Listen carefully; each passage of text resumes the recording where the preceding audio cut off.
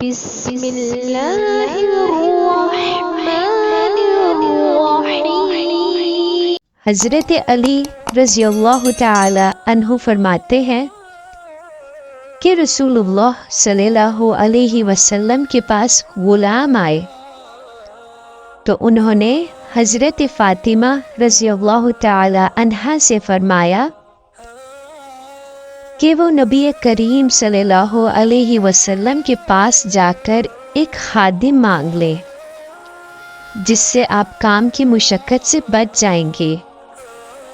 تو حضرت فاطمہ رضی اللہ تعالی عنہا نبی پاک صلی اللہ علیہ وسلم کی خدمت میں شام کے وقت حاضر ہوئے تو نبی کریم صلی اللہ علیہ وسلم نے فرمایا، بیٹی کیا بات ہے؟ عرض کیا، کچھ نہیں، میں آپ کو سلام کرنے آئی ہوں۔ اور نبی کریم صلی اللہ علیہ وسلم سے کچھ مانگنے سے شرما گئیں۔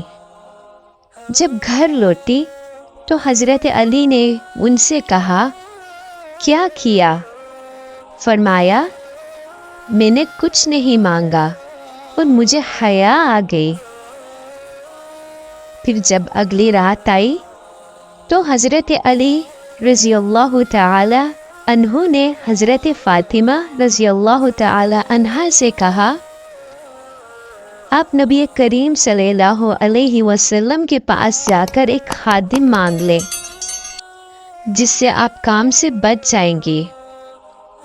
پھر وہ نبی کریم صلی اللہ علیہ وسلم کی خدمت میں حاضر ہوئی تو ان سے کچھ مانگتے ہوئے شرم آ گئی، حتیٰ کہ جب تیسری رات آئی تو شام کو ہم دونوں اکٹھے نکلے، یہاں تک کہ رسول اللہ صلی اللہ علیہ وسلم کی خدمت میں حاضر ہو گئے۔ تو نبی کریم صلی اللہ علیہ وسلم نے دریافت فرمایا، تم کس سبب سے آئے ہو؟ تو حضرت علی نے کہا، یا رسول اللہ، ہم پر کام کی مشقت ہے، اس لیے ہم نے ارادہ کیا کہ آپ ہمیں ایک خادم عطا فرمائیں جس سے ہم کام کی مشقت سے بچ جائیں۔ تو رسول اللہ صلی اللہ علیہ وسلم نے ان سے فرمایا، کیا میں تم دونوں کو ایسی چیز بتاؤں جو تمہارے لیے سرخ اونٹوں سے بہتر ہو؟ حضرت علی رضی اللہ تعالی عنہ نے عرض کیا، یا رسول اللہ، فرمائیے۔ نبی کریم صلی اللہ علیہ وسلم نے فرمایا، تکبیرات، تسبیحات اور تحمیدات 100 مرتبہ پڑھیں۔ جب تم سونے لگو تو تم رات 1000 نیکیوں پر گزارو گے، اور اسی طرح صبح کے وقت کرو تو تم 1000 نیکیوں پر اٹھو گے۔